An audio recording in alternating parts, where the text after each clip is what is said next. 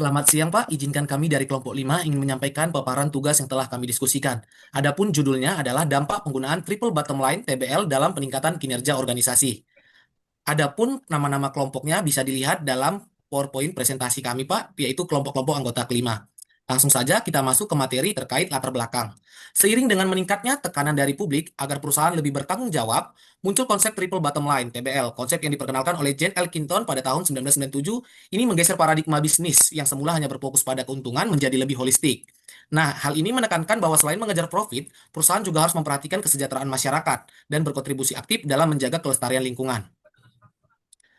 Adapun menurut Sujardi, kinerja organisasi adalah totalitas hasil kerja yang dicapai suatu organisasi, tercapainya tujuan organisasi, berarti kinerja suatu organisasi itu dapat dilihat dari tingkatan sejauh mana organisasi mampu mencapai tujuan yang didasarkan pada tujuan yang sudah ditetapkan sebelumnya. Sedangkan pendapat-pendapat ahli lain menentukan bahwa sesuatu yang telah dicapai oleh organisasi, baik waktu tertentu, baik yang terkait dengan input, output, maupun impact-nya, dalam kurun waktu menyesuaikan dengan kebutuhan organisasi, baik jangka menengah maupun jangka panjang. Kinerja dikatakan sebagai sebuah hasil dari suatu proses tertentu yang dilakukan oleh seluruh komponen organisasi terhadap sumber-sumber tertentu yang digunakan atau input. Selanjutnya, kinerja juga merupakan hasil dari serangkaian proses kegiatan yang dilakukan untuk mencapai tujuan tertentu organisasi.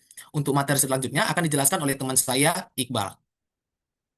Baik, beberapa faktor kunci yang mempengaruhi kinerja organisasi antara lain yang pertama itu ada teknologi yang meliputi peralatan kerja dan metode kerja yang digunakan untuk menghasilkan produk atau jasa yang dihasilkan oleh organisasi.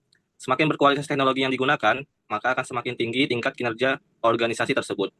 Kemudian ada kualitas input atau material yang digunakan oleh organisasi. Lalu ada kualitas lingkungan fisik yang meliputi keselamatan kerja, penataan ruangan, dan kebersihan. Selanjutnya ada budaya organisasi sebagai pola tingkah laku dan pola kerja yang ada dalam organisasi yang bersangkutan. Kemudian kepemimpinan sebagai upaya untuk mengendalikan anggota organisasi agar bekerja sesuai dengan standar dan tujuan organisasi. Terakhir, ada pengelolaan sumber daya manusia yang meliputi aspek kompensasi, imbalan, promosi, dan lainnya menurut Lucky. Konsep Triple Bottom Line, TBL. Konsep ini dikembangkan oleh John Elkington pada tahun 1997. Konsep ini menyatakan bahwa keberhasilan perusahaan tidak hanya diukur dari kinerja keuangannya, tetapi juga dari dampak sosial dan lingkungan yang ditimbulkannya. TBL sering disebut sebagai 3V dan menjadi pilar dasar dalam kegiatan. Corporate Social Responsibility atau CSR. Tiga pilar dasar TBL adalah sebagai berikut. Yang pertama itu profit atau keuntungan, merupakan tujuan dasar setiap kegiatan usaha perusahaan berupaya mendapatkan keuntungan setinggi-tingginya dengan meningkatkan produktivitas dan melakukan efisiensi biaya. Efisiensi dapat dicapai dengan menghemat pemakaian material dan menekan biaya serendah mungkin. Yang kedua, itu people atau masyarakat. Masyarakat adalah pemangku kepentingan stakeholder yang bernilai bagi perusahaan, di mana dukungannya sangat dibutuhkan untuk keberlangsungan hidup dan kemajuan perusahaan. Perusahaan perlu bertanggung jawab untuk memberikan manfaat dan dampak positif kepada masyarakat, tidak hanya fokus pada keuntungan semata. Lalu yang ketiga itu planet atau lingkungan. Lingkungan adalah aspek yang tidak terpisahkan dari kehidupan masyarakat. Perusahaan sebagai pelaku industri tidak boleh hanya mementingkan keuntungan tanpa berusaha melestarikan lingkungan. Mengabaikan aspek ini dapat menyebabkan kerusakan lingkungan seperti polusi dan pencemaran. Selanjutnya akan disampaikan oleh teman saya. Ya, selanjutnya akan disampaikan oleh teman kami, Tiara. Kepada Tiara dipersilahkan.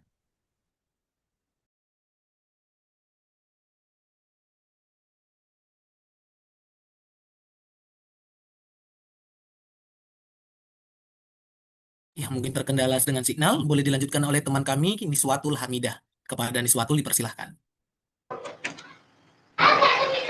Baik, mohon izin melanjutkan terkait tujuan dan hubungan triple bottom.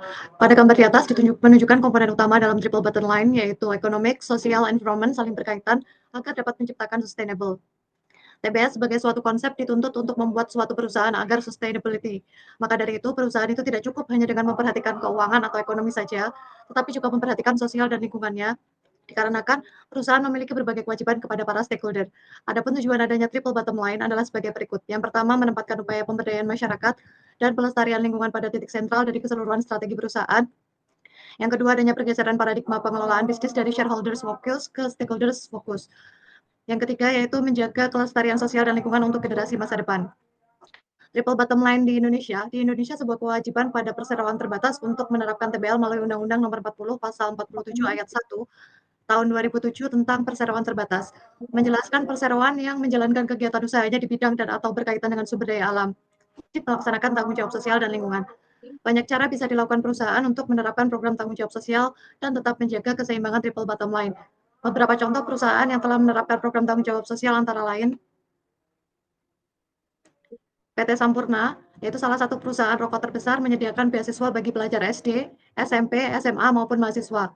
Selain kepada anak-anak pekerja, PT Sampurna juga memberikan beasiswa kepada masyarakat umum. Selain itu, melalui program bimbingan anak Sampurna, perusahaan ini terlibat sebagai sponsor kegiatan-kegiatan konservasi dan pendidikan lingkungan.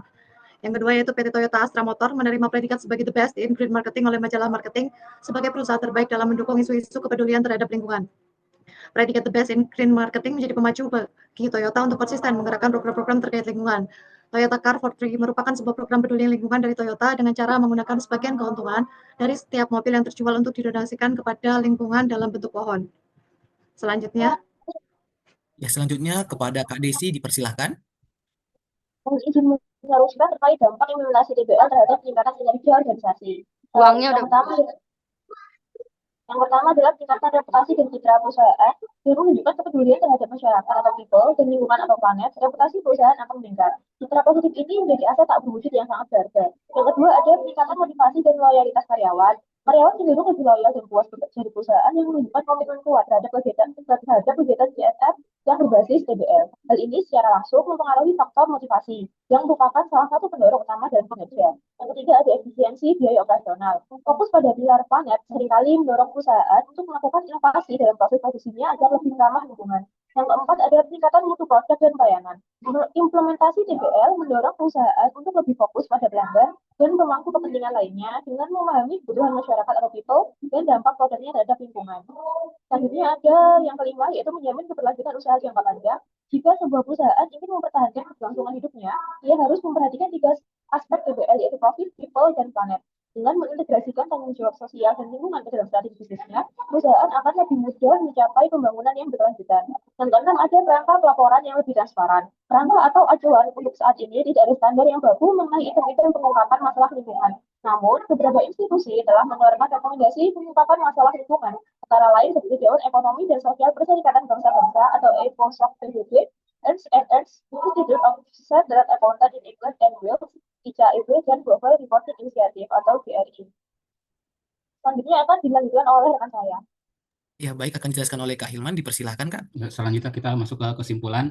Penerapan konsep triple bottom line atau TBL memberikan dampak positif yang signifikan terhadap peningkatan kinerja organisasi. TBL bukan lagi sekedar biaya tambahan untuk kegiatan sosial, melainkan sebuah investasi strategis yang mampu menciptakan nilai jangka panjang.